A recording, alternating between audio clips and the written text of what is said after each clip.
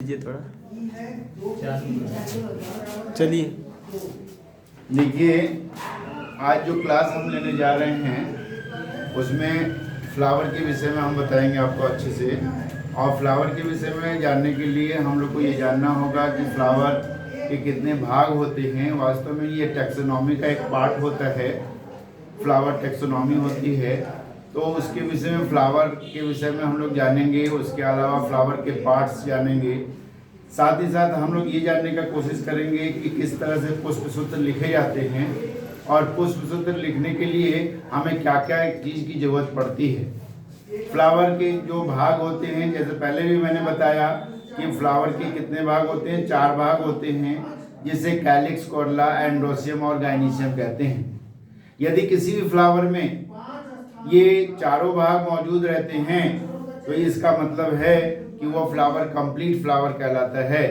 यदि किसी कारणवश कोई भी एक भाग नहीं पाया जा रहा है, 4 भाग हैं, कैलिक्स, कॉर्डला, एंड्रोसियम और गाइनीशियम, तो इसका मतलब आपको समझ जाना होगा कि वो चारों भाग में से एक भाग यदि एब्सेंट है तो वो कंप्लीट नहीं होगा। जब वो कंप्लीट नहीं होगा इसका मतलब है इनकम्प्लीट फ्लावर होता है। किसी भी फ्लावर को यदि हम देखेंगे तो उसको पकड़ने का एक तरीका होता है। यदि उसके पास यदि डंठल होता है, डंठल की तरह हम उसको नीचे से पकड़ते हैं। डंठल किसी इंग्लिश में हम कह सकते हैं कि वृंत और स्टॉक लेस कह सकते हैं, स्टॉक कह सकते हैं आप, कि स्टॉक यदि हो, यदि वृंत मौजूद रहे, पेडिसिल हो, फॉर्म में हो, तो इसका मतलब है कि वो फ्लावर क्या है, पेडिसिलेट फ्लावर होता है। कभी कभी ऐसा होता है कि फ्लावर में वृंत नहीं पाए जाते, जैसे मटर का फूल है, जो जैसे हम लेगुमिनेसी फैमिली कह सकते हैं। लेगुमिनेसी फैमिली में जो मटर की जो सब फैमिली होती है, जिसे पैप्योनेटी कहते हैं, उसमें से वो फ्लावर में वृंत नहीं पाया जाता, अर्थात वो फ्लावर से साइल फ्लावर कहलाता है। तो फ्लावर 2 ही होगा, चाहे वो डंठल युक्त होगा चाहे डंठल विहीन होगा, अर्थात पेडिसिल होगा, पेडिसिलेट होगा या सेसाइल होगा। अब यदि हम आगे बढ़ते हैं तो हम देखते हैं कि फ्लावर में उसके 2 मुख्य भाग होते हैं। एक जो होता है मेल रिप्रोडक्टिव पार्ट्स और दूसरा फीमेल रिप्रोडक्टिव पार्ट्स। जो मेल रिप्रोडक्टिव पार्ट्स होता है उसे हम सीधे तौर पे एंड्रोसियम कहते हैं, और फीमेल रिप्रोडक्टिव पार्ट जो होता है उसे हम कहा जा सकता है कि वो गाइनीशियम होता है। यदि किसी भी पौधे में ये दोनों पार्ट्स मौजूद होते हैं, यदि नर भाग भी मौजूद है और मादा भाग भी मौजूद है, इसका सीधा मतलब है कि वो फ्लावर बाइसेक्सुअल फ्लावर होता है। यदि उनमें से एक एब्सेंट होता है, जैसे उसको यदि मेल फ्लावर होता है या फीमेल फ्लावर होता है, इसका मतलब है कि वो फ्लावर जो होता है यूनिसेक्सुअल फ्लावर होता है। जैसे कुकुरबिटेसी फैमिली है, कुकुरबिटेसी फैमिली जिसे हम कह सकते हैं वेजिटेबल फैमिली कह सकते हैं, सब्जियों वाली फैमिली कह सकते हैं। उसमें जैसे नेनुआ है, कद्दू है, खरबूजा है, ककड़ी है, ये जो फैमिली आती है जिसे हम कुकुरबिटेसी फैमिली कहते हैं, इसमें मेल फ्लावर अलग होते हैं और फीमेल फ्लावर अलग होते हैं, अर्थात वो यूनिसेक्सुअल फ्लावर होता है। हम फ्लावर को यदि ध्यान से देखने की कोशिश करेंगे तो उसमें क्या होता है कि फ्लावर के 4 भाग जो मैंने बताए हैं, वो पहला भाग बताया कि कैलिक्स, दूसरा कॉर्डला, तीसरा एंड्रोसियम, चौथा गाइनीशियम। गाइनीशियम वाला जो भाग होता है उसमें ओवरी होती है। ओवरी के नीचे से यदि पुष्प के सभी भाग विकसित होते हैं तो ऐसे फ्लावर को हम हाइपोगाइनस कहते हैं। और जो हाइपोगाइनस फ्लावर होता है निश्चित तौर पर वो सुपीरियर फ्लावर कहलाता है। और जो ओवरी के ऊपर से पुष्प के अन्य भाग यदि विकसित होते हैं तो इंफीरियर फ्लावर होता है, अर्थात इंफीरियर फ्लावर में चाहे तो वो पेरीगाइनस होगा चाहे तो वो इपीगाइनस होगा। पेरीगाइनस का मतलब होता है कि ओवरी के समानांतर से पुष्प के अन्य भाग यदि विकसित होते हैं तो हम मान लेते हैं कि वो पेरीगाइनस की कंडीशन है। और यदि ओवरी के ऊपर से पुष्प के सभी भाग स्थित होते हैं, सभी भाग निकलते हुए दिखाई पड़ते हैं, तो इसका मतलब इपीगाइनस है। तो पेरीगाइनस जिसे हाफ सुपीरियर हाफ इंफीरियर कहते हैं, और जो इपीगाइनस होता है उसे पूरा तरह से इंफीरियर कहते हैं। तो हमारे पास कोई ऑप्शन नहीं होता इंफीरियर के लिए। इंफीरियर चाहे तो वह हाफ सुपीरियर हाफ इंफीरियर है, उसके बाद भी उसे इंफीरियर कहते हैं। और इंफीरियर का मतलब होता है कि ओवरी के ऊपर से सभी भाग विकसित होते हैं। तो अब उसी तरह से यदि हम एक और भाग होता है फ्लावर का जिसे हम एक्टिनोमॉर्फिक या जाइगोमॉर्फिक के नाम से जानते हैं। एक्टिनोमॉर्फिक का मतलब होता है यदि किसी भी प्लेन से यदि पुष्प के अन्य भाग को काटने का प्रयास करें तो निश्चित तौर पे ये जान जाइए कि यदि पूरा भाग कट जाता है तो उसे एक्टिनोमॉर्फिक कहते हैं और हिंदी में उसे त्रिज्या सममित कहते हैं। और यदि किसी वन प्लेन से किसी एक समतल तल से यदि वो पूरा भाग कट जाता है तो उसे जाइगोमॉर्फिक कहते हैं। जाइगोमॉर्फिक का सबसे अच्छा उदाहरण पहले भी बताया मैंने, मटर का जो फैमिली होता है, जो पैप्लियोनेटी होती है, जो सब फैमिली है लेगुमिनेसी की, उसमें ये साफ साफ हम देख सकते हैं कि वह एक व्यास सममित फ्लावर है। तो फ्लावर के बारे में यदि हम जानना चाहें तो फ्लावर में हमने देखा, क्या देखा, हमने देखा कि वह पेडिसिलेट था या सेसाइल, माने वृंत थी या नहीं थी। यदि वृंत थी तो पेडिसिलेट था, वृंत नहीं थी तो यह माने सीधे तौर पे कहेंगे सेसाइल था। उसके बाद हमने देखा बाइसेक्सुअल था, यूनिसेक्सुअल। बाइसेक्सुअल का एक और नाम, बहुत अच्छा नाम होता है जिसे हम हर्माफ्रोडाइट के नाम से जानते हैं। जो हर्माफ्रोडाइट का मतलब होता है कि उसमें मेल और फीमेल दोनों रिप्रोडक्टिव पार्ट मौजूद रहते हैं। That is the name of bisexual flower. तो बाइसेक्सुअल फ्लावर होता है और यूनिसेक्सुअल फ्लावर का मतलब होता है किसी न किसी रूप में यदि एक जो होता है माने मेल रिप्रोडक्टिव पार्ट्स या फीमेल रिप्रोडक्टिव पार्ट्स एब्सेंट रहते हैं। यदि पुष्प के चारों भाग है तो कंप्लीट है, यदि नहीं भाग है उनमें एक भाग एब्सेंट है तो इनकम्प्लीट फ्लावर है। चाहे तो ओवरी के ऊपर से विकसित होता है तो इंफीरियर कहलाता है, ओवरी के समानांतर से विकसित होता है तो पेरिगाइनस अर्थात हाफ इंफीरियर हाफ सुपीरियर होता है। लेकिन ओवरी के नीचे से विकसित होता है तो उसको ओवरी वास्तव में वो सुपीरियर है और उसको कहेंगे हाइपोगाइनस की कंडीशन। यदि एक प्लेन से सारे भाग कट जा रहे हैं तो इसका मतलब है कि वो एक्टिनोमॉर्फिक यानी त्रिज्या सममित है। और यदि माने एक प्लेन पार्टिकुलर एक किसी प्लेन से कटता है, किसी प्लेन और उसको माने ट्रांसफर लंबवत काटते हैं तो निश्चित तौर पर वो एक व्यास सममित होता है। तो ये मैंने फ्लावर के बारे में बताया।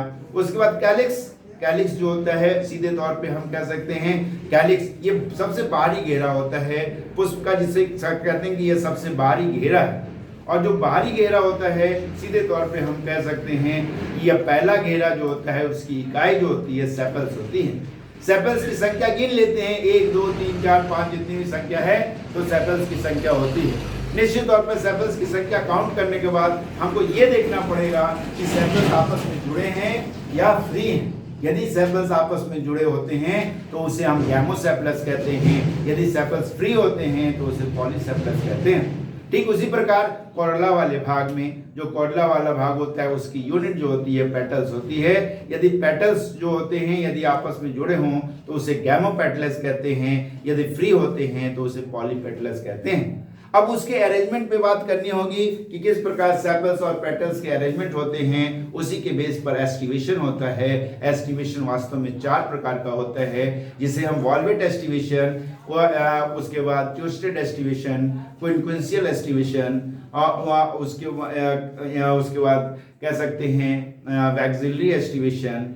और ये सारे भाग जो होते हैं वॉल्वेट एक्टिवेशन की यदि बात करते हैं तो वॉल्वेट एक्टिवेशन में सेपल्स के कोर जो होते हैं आपस में एक दूसरे से लगता है कि वो टच कर जाएंगे, एक दूसरे को छू जाएंगे, तो इसका मतलब होता है वो वॉल्वेट एस्टिवेशन है।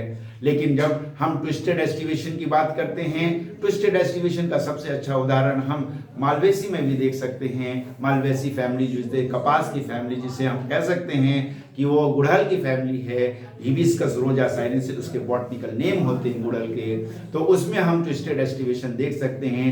ट्विस्टेड एस्टिवेशन में यदि उसके सेपल्स के दोनों कोर एक घेरे का बनाया जाए तो इसका मतलब एक कोर अंदर होगा, एक कोर बाहर होगा और मतलब इसी तरह से पूरा चक्र होगा। उसके बाद इम्ब्रिकेट एस्टिवेशन होता है। इम्ब्रिकेट एस्टिवेशन में जो घेरा बनता है, जो सर्किल बनती है, उसमें एक सेपल्स पूरी तरह से बाहर होते हैं, एक सेपल पूरी तरह से अंदर होते हैं और बाकी जो है मैंने पोजीशन रहती है जिस तरह से ट्विस्टेड एस्टिवेशन रहता है, एक अंदर एक बाहर, एक अंदर एक बाहर की पोजीशन रहती है। जहाँ क्विंक्विंशियल एस्टिवेशन की बात आती है उसमें सेपल्स के 2 रूप जो होते हैं पूरी तरह से बाहर होते हैं, आउटर साइड होते हैं, 2 इनर साइड होते हैं और एक पेटल जो होता है अंदर की तरफ कोर रहता है और एक बाहर की तरफ रहता है। ये जो 4 मैंने बताए, जैसे वॉल्वेट एस्टिवेशन बताया, हमने बताया आपको ट्विस्टेड एस्टिवेशन बताया, हमने बताया इम्ब्रिकेट एस्टिवेशन और क्विंक्विंशियल एस्टिवेशन। ये जो एस्टिवेशन होते हैं वो चारों जो होते हैं सेपल्स और पेटल्स दोनों के लिए होते हैं, इसमें पाया जाता है। एक जो स्पेशल एस्टिवेशन होता है जिसे हम वैक्सिलिफॉर्म एस्टिवेशन कहते हैं, वैक्सिलिफॉर्म जो एस्टिवेशन होता है केवल और केवल कॉर्डला में हम देख सकते हैं, और वो एक ध्वजक होता है, ध्वज के समान होता है। इसमें एक जो होता है सबसे बाहर की तरफ सेपल्स दिखाई पड़ते हैं, 2 उसके अंदर घेरे रहते हैं, और एक घेरा और होता है जिसमें आपस में वो जुड़े रहते हैं। कहने का मतलब 3 घेरा रहता है, एक बाहर की तरफ एक ध्वज के समान होता है, फिर 2 सेपल्स रहते हैं, और फिर 2 पेटल्स रहते हैं, और वो आपस में जुड़े रहते हैं। इसका मतलब है कि यदि हम लिखना चाहें तो सी लिखेंगे, C it is the sign of कॉर्डला, और उसके बाद पहला 1 लिखेंगे, +2 लिखेंगे, और फिर 2 लिख के ब्रैकेट में करेंगे। ब्रैकेट में क्यों करेंगे? क्योंकि आपस में जुड़े होते हैं। अब उसके बाद एंड्रोसियम की बात आती है। एंड्रोसियम वाला जो भाग होता है उसकी यूनिट जो स्टेमन होते हैं, स्टेमन यदि आपस में जुड़े हों और तो गाइडेंटस फॉर्म में होते हैं, यदि पृथक रहते हैं तो अलग उसको हम फ्री रूप में ले सकते हैं।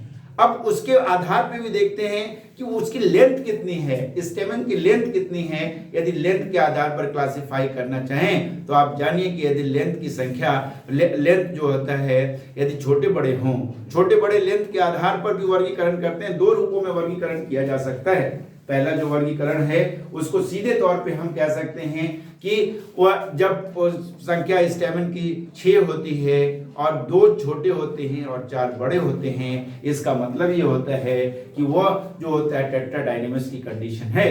टेट्राडाइनेमस एक स्पेशल कैरेक्टर होता है क्रूसीफेरी का, और केवल क्रूसीफेरी फैमिली में ही पाया जाता है। क्रूसीफेरी फैमिली का मतलब होता है सरसों की फैमिली। जो सरसों की फैमिली होती है उसमें 4 स्टेमन बड़े होते हैं और 2 स्टेमन छोटे होते हैं। उसके बाद यदि हम लैबिएटी फैमिली को देखें, जिसे तुलसी की फैमिली कहते हैं, तुलसी वाली फैमिली में क्या होता है, 2 छोटे स्टेमन होते हैं, 2 बड़े स्टेमन होते हैं, तो उसे डाइडाइनेमस कहते हैं और लैबिएटी फैमिली में पाया जाता है। यदि हम उसके बेस पे आधार पे बेस पे क्लासिफिकेशन करना चाहे, attachment of filament and anther के बेस पर यदि क्लासिफाई करना चाहें तो उसको कई रूप होते हैं। एक जो होता है सबसे यदि नीचे से निकलता है, ऊपर एंथर रहता है और सबसे नीचे भाग से निकल रहा है तो उसे एडिनेट कहते हैं।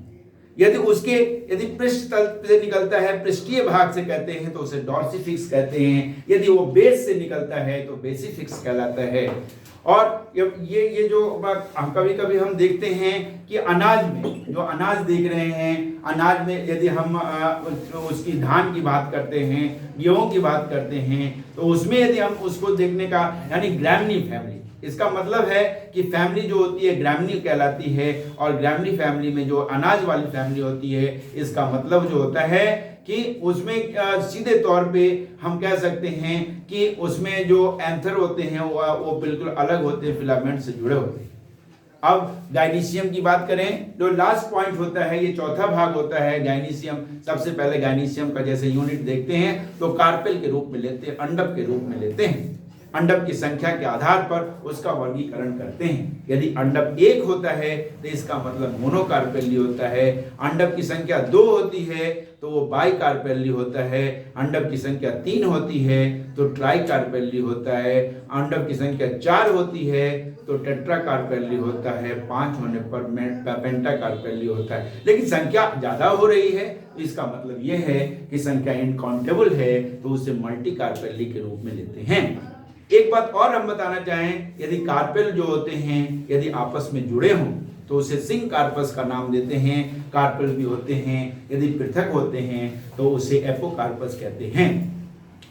अब मैंने पहले भी बताया कि 2 चीज होती है, इंफीरियर ओवरी और सुपीरियर ओवरी। इंफीरियर ओवरी जो होती है, ओवरी के ऊपर से पुष्प के अन्य भाग विकसित होते हैं, तो और ओवरी के नीचे से यदि पुष्प के अन्य भाग विकसित होते हैं तो सुपीरियर ओवरी होता है। ओवरी के ऊपर तो इंफीरियर होता है। उसके बाद आता है कि अरेंजमेंट ऑफ प्लेसेंटेशन। प्लेसेंटेशन जो होते हैं वो भी कई रूपों में आते हैं, लेकिन जो आपके कोर्स में प्रेस्क्राइब्ड है उसमें सबसे पहला प्लेसेंटेशन होता है जिसे पेरिटल प्लेसेंटेशन कहते हैं। पेरिटल प्लेसेंटेशन में ओव्यूल जो पेरिफेरल पोर्शन होता है, पर्दीय भाग होता है, उसकी हर दिशाओं में, हर सेक्शन पर पर्दीय भाग में ओव्यूल रहते हैं। जहां से ओव्यूल रहता है, जहां से ओव्यूल लगा रहता है, जिस पॉइंट से ओव्यूल लगा रहता है उसे हम प्लेसेंटा कहते हैं और वो प्लेसेंटेशन कहलाता है। तो पेरिटल प्लेसेंटेशन होता है। पेरिटल प्लेसेंटेशन जो हम कह सकते हैं कि वो उसमें कैसे क्रूसीफेरी फैमिली में पाया जाता है। इसके अलावा यदि हम आगे बढ़ते हैं तो दूसरा प्लेसेंटेशन होता है जिसे एक्साइल प्लेसेंटेशन कहते हैं। एक्साइल प्लेसेंटेशन में कार्पेल की संख्या ज्यादा होती है और ओव्यूल जो होते हैं केंद्र से जुड़े होते हैं। अभी मैंने बताया था कि यदि परिधि से यदि ओव्यूल कहीं से जुड़ रहे हैं, एनी साइड से किसी तरह से जुड़े हों, तो उसे हम कह सकते थे कि वो पेरिटल प्लेसेंटेशन है। लेकिन यदि कार्पेल बीच में कार्पेल है और कार्पेल में बीच से माने केंद्रीय भाग से जो ओव्यूल जुड़े होते हैं, माने प्लेसेंटा केंद्रीय भाग में होता है, तो एक्साइल प्लेसेंटेशन कहलाता है। तीसरा प्लेसेंटेशन होता है जिसे हम मार्जिनल प्लेसेंटेशन का नाम देते हैं। जो मार्जिनल प्लेसेंटेशन होता है इसका मतलब होता है कि जो ओवरी का जो भाग होता है, यदि हम टीएस देखते हैं तो उसमें ओव्यूल एक रहता है और याद रहे कि यह भी पर्दी पे ही होगा, लेकिन नंबर ऑफ ओव्यूल्स नंबर एक यदि एक होता है तो इसका मतलब है कि वो मार्जिनल प्लेसेंटेशन है। मार्जिनल प्लेसेंटेशन के बाद एक फ्री आप देख सकते हैं कि ओव्यूल्स के अरेंजमेंट फ्रीली होते हैं तो वो फ्री के रूप में आते हैं। और एक देखते हैं यदि जो कंपोजिटिव फैमिली है जिसे एस्टेरेसी फैमिली भी कहते हैं, उसमें देखते हैं तो बेसल प्लेसेंटेशन होता है। इस प्रकार से पूरा मैंने आपको बता दिया कि फ्लावर जो होता है, कि फ्लावर के बारे में पूरा डिस्क्रिप्शन मैंने दे दिया।